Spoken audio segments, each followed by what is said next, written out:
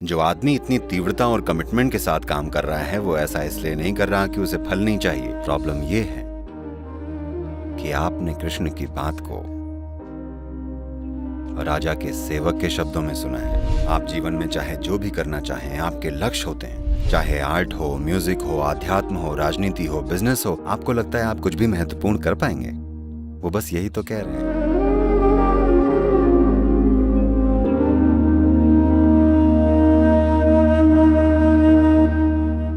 भगवत गीता में भगवान श्री कृष्ण हमें फल की चिंता छोड़कर कोशिश करते रहने का उपदेश देते हैं। पर मुझे काम करते जाना और नतीजों पर ध्यान ना देना बहुत ज़्यादा मुश्किल लगता है, और मैं जानना चाहती हूँ कि हम ये कैसे करें, बिना फल के बारे में सोचे कैसे बस प्रयास करते रहें।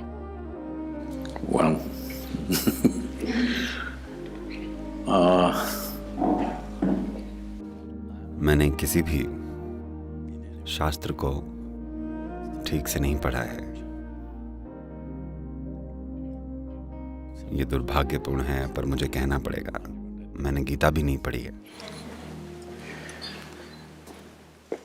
पर हम जानते हैं कि कृष्ण के जीवन में ऐसा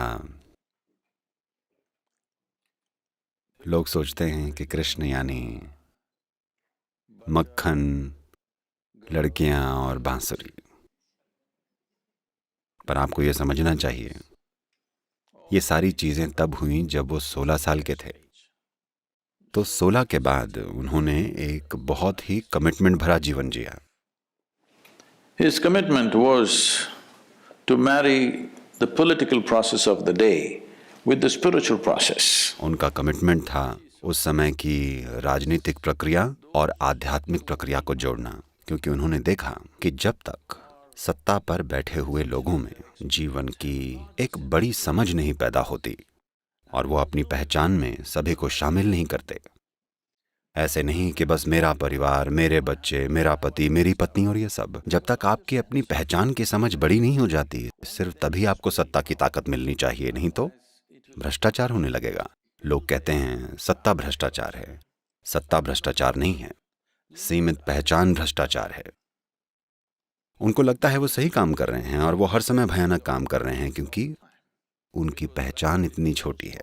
तो कृष्ण इसे बदलने की कोशिश कर रहे थे। ये उनके पूरे जीवन का मिशन था और वो हमेशा फल को पाने के लिए काम करते रहे। Hello? जो आदमी इतनी तीव्रता और कमिटमेंट के साथ काम कर रहा है वो ऐसा इसलिए नहीं कर रहा कि उसे फल नहीं चाहिए। जाहिर है वो फल के लिए काम कर रहे हैं। प्रॉब्लम ये है कि आपने कृष्ण की बात राजा के सेवक के शब्दों में सुनी है और किसी ने आपको नहीं बताया। उन्होंने केवल अर्जुन से बात की, अर्जुन ने कभी नहीं बताया। वो उस घटना के बाद 36 साल और जीवित रहे, पर उन्होंने कभी कृष्ण की बताई हुई बातों के बारे में एक शब्द नहीं कहा। क्या आपने कहीं सुना है? वो एक राजा थे, पर एक बार भी उन्होंने ये नहीं कहा कि कृष्ण ने मुझे युद्ध के मैदान में ये बताया था, एक बार भी नहीं। तो जो कुछ भी आपने सुना है वो केवल संजय से सुना है, जो कि राजा के एक सेवक थे। आपको राजा के सेवक के गुण को समझना चाहिए, वो बड़े भरोसेमंद होते हैं। देखिए, अगर आप मान लीजिए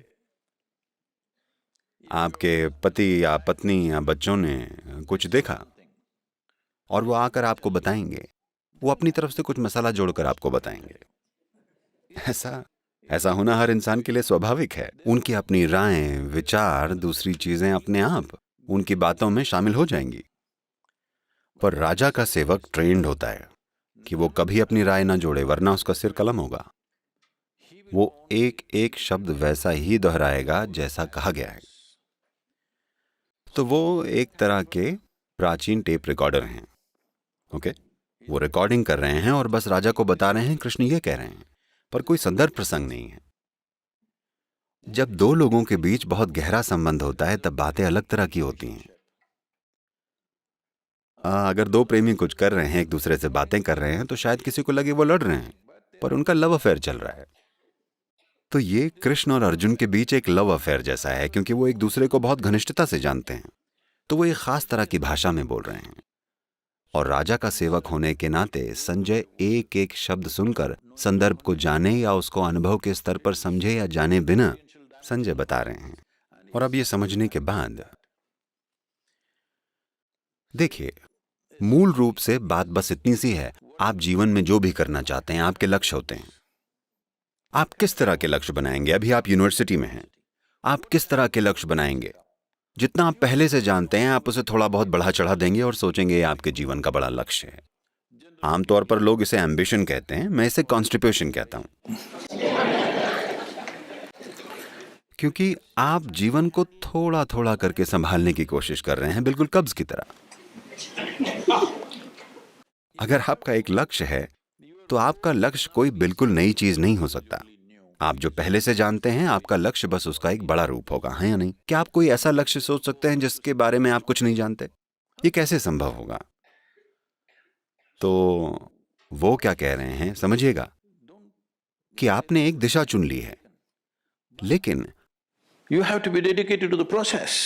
Otherwise, goal will just be hallucination. आपको प्रोसेस को लेकर समर्पित होना पड़ेगा, वरना लक्ष्य केवल एक भ्रम रह जाएगा। अगर आप एक काम कीजिए, ऐसा कीजिए, बस ये वाली सांस मत लीजिए, अगली वाली लीजिए। मैं देखूं तो? मैं नहीं कर सकती। बस यही तो वो कह रहे हैं। वो कह रहे हैं ये कदम ठीक से उठाए बिना आप लक्ष्य के बारे में भ्रमित होने लगते हैं। ऐसे कैसे चलेगा? योग में हम इसे बहुत सरलता से कहते हैं। हम कहते हैं अगर आपकी एक आंख लक्ष्य पर हो तो रास्ता ढूंढने के लिए बस एक ही आंख बचेगी। ऐसा करना बेकार है, बस। तो वो ये कह रहे हैं कि लड़ाई में अगर आप सक्षम नहीं हैं तो ऐसा नहीं है कि आपका इंक्रीमेंट या प्रमोशन नहीं हो पाएगा, आप बस मार दिए जाएंगे। Hello? लड़ाई के बीच में अगर आप निकम्मे हैं तो आपको लगता है आप बस अपने मार्क्स वगैरह खो देंगी? क्या आप बस अपने ग्रेड्स वगैरह खो देंगी? नहीं, आप उसी शाम गाड़ दिए जाएंगे।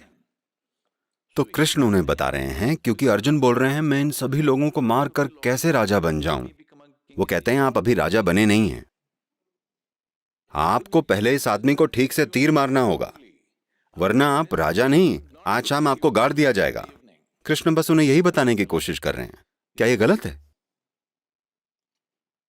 तो पता है, हर साल नवंबर के महीने में हमारे यहाँ एक बिजनेस इवेंट होता है। तो पिछले साल भी 200 CEO आए थे, इस नवंबर में भी ये होगा।